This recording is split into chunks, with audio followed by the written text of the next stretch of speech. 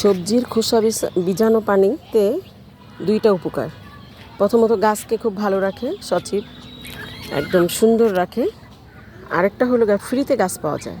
আমি কিন্তু এই টমেটো গাছ লাগাই নাই, এটা কিন্তু যে সবজির খোসা পানি দিয়েছি সেখান থেকে উঠেছে।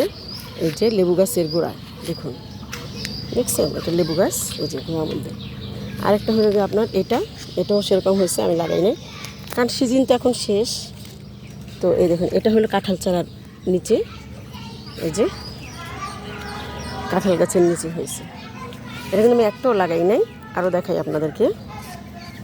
এই যে দেখছেন, এটা যত্ন করে লাগাইছি। এগুলো কোত্থেকে আনছি জানেন? আমার ওই করলা চারার ভিতর থেকে। এই দেখুন, কারণ এগুলো তো সিজন শেষ, তো এগুলো একা একা উঠছে, দেখি এগুলো থেকে হয় নাকি। আরও দেখাচ্ছি আপনাদেরকে।